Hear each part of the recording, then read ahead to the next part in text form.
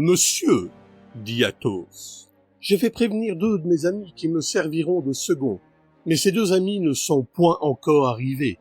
Je m'étonne qu'ils tardent, ce n'est pas leur habitude. Je n'ai pas de second, moi, monsieur, dit D'Artagnan, car arrivé d'hier seulement à Paris, je n'y connais encore personne que monsieur de Tréville, auquel j'ai été recommandé par mon père, qui a l'honneur d'être quelque peu de ses amis.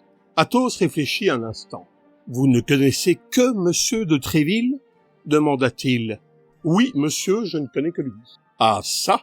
Mais continua Athos, parlant moitié à lui-même, moitié à D'Artagnan. « Ah, ça, mais si je vous tue, j'aurai l'air d'un mangeur d'enfants, moi. »« Pas trop, monsieur, » répondit D'Artagnan avec un salut qui ne manquait pas de dignité. « Pas trop, puisque vous me faites l'honneur de tirer l'épée contre moi, avec une blessure dont vous devez être fort incommodé, très incommodé sur ma parole, et vous m'avez fait un mal du diable, je dois le dire, mais je prendrai la main gauche, c'est mon habitude en pareilles circonstances.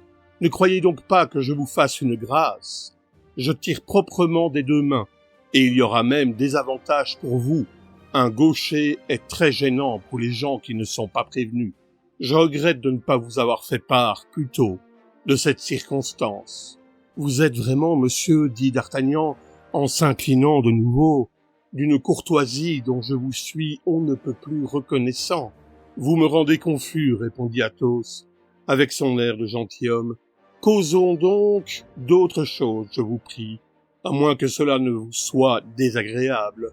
Ah, sangbleu, vous m'avez fait mal, l'épaule me brûle. Si vous vouliez permettre, dit D'Artagnan avec timidité. Quoi, monsieur? J'ai un baume miraculeux pour les blessures, un baume qui me vient de ma mère, et dont j'ai fait l'épreuve sur moi-même. Eh bien, je suis sûr qu'en moins de 3 jours, ce baume vous guérirait, et au bout de 3 jours, quand vous seriez guéri, eh bien, monsieur, ce me serait toujours un grand honneur d'être votre homme.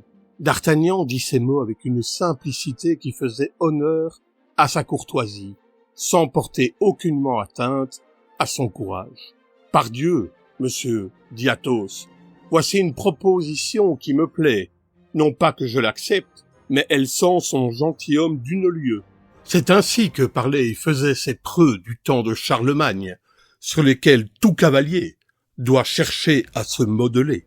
Malheureusement, nous ne sommes plus au temps du grand empereur, nous sommes au temps de monsieur le cardinal, et d'ici à 3 jours, on saurait, si bien gardé que soit le secret, on saurait, dis-je, que nous devons nous battre, et l'on s'opposerait à notre combat. Ah ça, mais ces flâneurs ne viendront donc pas? Si vous êtes pressé, monsieur, dit D'Artagnan à Athos avec la même simplicité qu'un instant auparavant, il lui avait proposé de remettre le duel à 3 jours. Si vous êtes pressé et qu'il vous plaise de m'expédier tout de suite, ne vous gênez pas, je vous en prie. Voilà encore un mot qui me plaît, dit Athos, en faisant un gracieux signe de tête à D'Artagnan. Il n'est point d'un homme sans cervelle, et il est, à coup sûr, d'un homme de cœur. Monsieur, j'aime les hommes de votre trempe, et je vois que si nous ne nous tuons pas l'un l'autre, j'aurai plus tard un vrai plaisir dans votre conversation. Attendons ces messieurs, je vous prie, j'ai tout le temps, et cela sera plus correct. Ah, en voici un, je crois.